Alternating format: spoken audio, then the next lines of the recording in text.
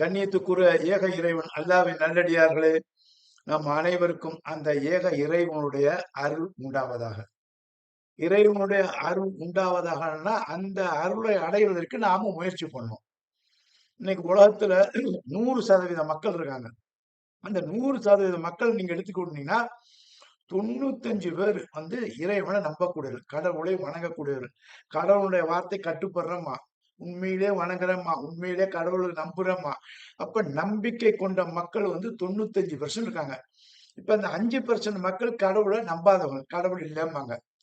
இப்ப அவங்களையும் நம்பிக்கை உள்ளவர்கள், நம்பிக்கை இல்லாதவர்கள் இறைவன் சொல்றான். இவர் அனைவரும் வேதம் கொடுக்கப்பட்ட மக்கள்ங்கிறான். ஒட்டுமொத்த சமுதாயத்தை சொல்றான், வேதம் கொடுக்கப்பட்ட மக்கள். நான் வேதமும் தூதுவும் கொடுக்காத சமுதாயமே இல்லைங்கிறான். அப்ப வேதம் கொடுக்கப்பட்ட மக்கள்ல தான் இறைவனை நம்பக்கூடியவர்கள் இருக்கிறாங்க, இறைவனை நம்பாத மனிதர்கள் இருக்காங்க. 5% 90%. இப்ப ஒரு ஒரு மனிதனை பார்த்து புன்முறுவல் செய்யலாம், வணக்கங்கிறான், குட் மார்னிங்கிறான். ஒவ்வொரு மொழிக்காரன், ஒவ்வொரு தேசத்துக்காரன், ஒவ்வொரு ஸ்டேட்டுக்காரன் ஒவ்வொரு மொழியில தன்னுடைய அறிமுகப்படுத்துறதுக்கு இந்த வார்த்தையை, முகமுன்கிற வார்த்தையை சொல்லுவான். அப்ப சொல்லும் போது இப்ப தமிழ்ல வணக்கம், நமஸ்காரம், நமஸ்தே இப்படி சொல்லுவாங்க. இதெல்லாம் வடநாட்டு மொழி தான். அப்ப தமிழ்ல என்ன வார்த்தையை சொல்லணும்னாக்கா, இந்த வணக்கம் என்று சொல்வது வணங்குதல் தான். இதை நான் சொல்ல, தமிழ் பேராசிரியர் நன்னன் இறந்துட்டாரு. அவர் சொன்னாரு, வணக்கங்கிற வார்த்தையை சொல்லாதீங்க. அப்படி சொன்னீங்கன்னா ஒருவரை ஒருவர் பார்த்து வணக்கம் சொல்வது என்பது கும்பிடுவதுதான். அப்போ ஒரு மனிதன் பார்த்து வணங்குவது என்பது கும்பிடுவதுதான். அது நம்முடைய சுயமரியாதை பாதிக்கும். அப்ப என்ன வார்த்தையை சொல்றோம் அவர்கிட்ட கேட்கிறாங்க நன்னன்ட்ட. அப்ப அவர் சொல்றாரு, தமிழுடைய பண்பாடு வாழ்த்துக்கு தான் சொல்லணும், வாழ்த்து. அப்ப வாழ்த்து சொல்றேன்னா அதை எப்படி சொல்றது அப்படின்னு சொல்லும் போது, இப்பதான் ஒவ்வொரு மனிதனுடைய வார்த்தையை நாம் எடுத்த போது, ஒரு குரூப் இப்படி சொல்லுவாங்க, ஒரு மொழிக்காரங்க இன்னொன்னு சொல்லுவாங்க, இன்னொரு கண்ட்ரிக்காரங்க இன்னொன்னு சொல்லுவாங்க. இப்படி பல வகையான வார்த்தைகளை முகமன சொல்லுவாங்க. சில பேருக்கு அது ஏற்றுக்கொள்ளதா இருக்கும், சில பேருக்கு ஏற்றுக்கொள்ளதா இருக்கும். இப்போ மனிதனுடைய வார்த்தையை விட்டுட்டு, டிஃப்ரெண்ட் ஆஃப் வார்த்தையை விட்டுட்டு, இறைவனுடைய வார்த்தையை பாருங்க. அப்ப அந்த முகம்மன் அப்படிங்கும் போது, ஒரு மனிதனை பார்த்து ஒரு மனிதன் முகமன் கூறணும்னா, அவன் சொல்ல வேண்டிய வார்த்தை சலாமுன், அரபு வார்த்தை. அப்ப சலாமுங்கிற வார்த்தைக்கு என்ன தமிழாக்கும்னா, ரஹமத்து, கருணை. அப்ப நம்ம ஒரு மனிதரை பார்க்கும்போது, இறை அருள் உங்கள் மீது உண்டாவதாக.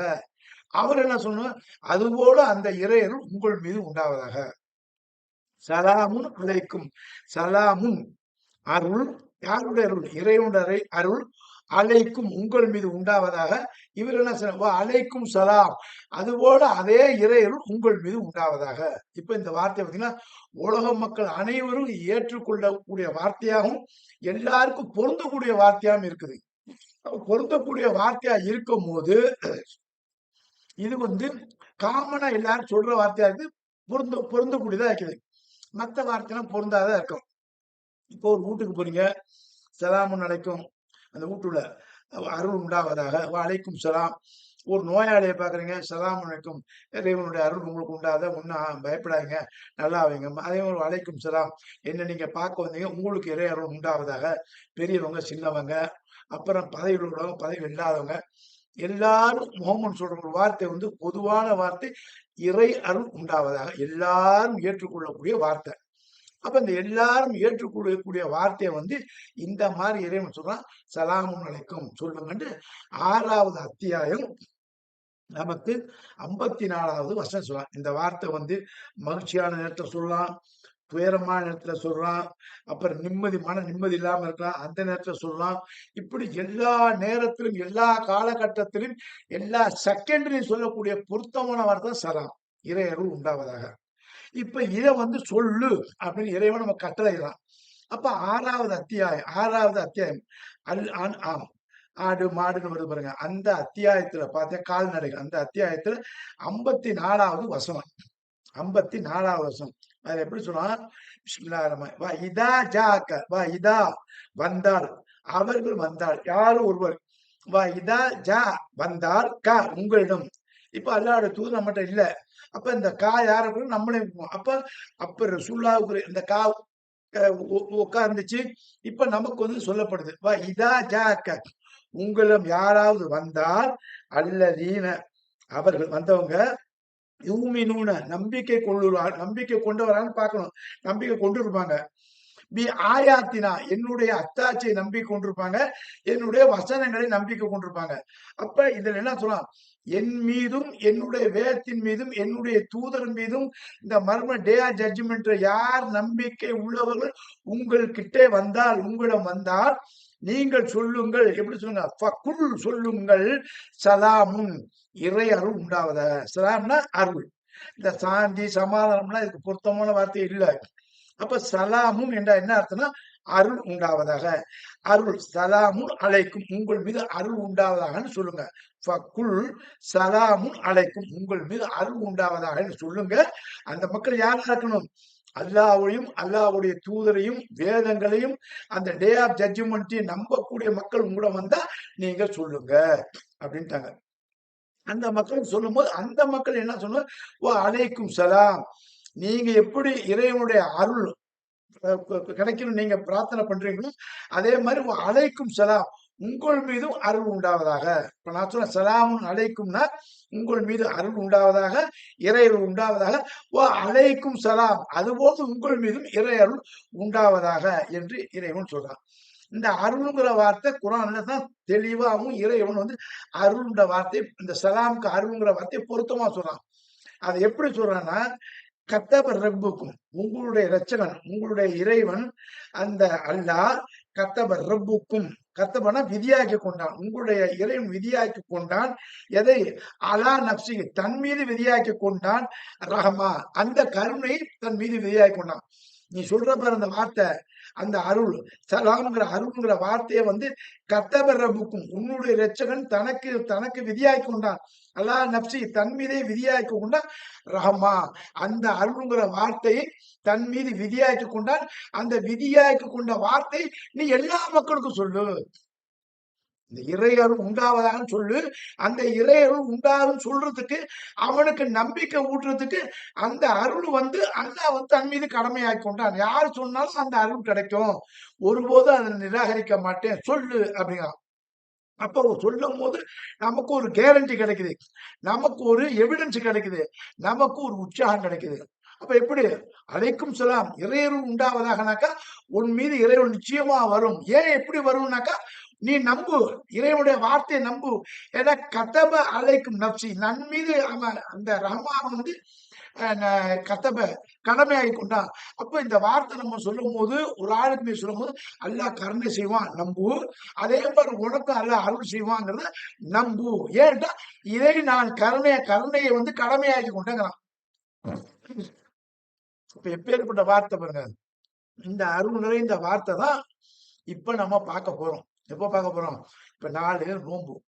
அந்த நோன்புல வந்து அருள், இந்த நோன்பு இருக்கு பாத்தீங்களா, அந்த நோன்பை பத்தி பேசும்போது அதுக்குதான் இந்த அருளை சொன்னேன்.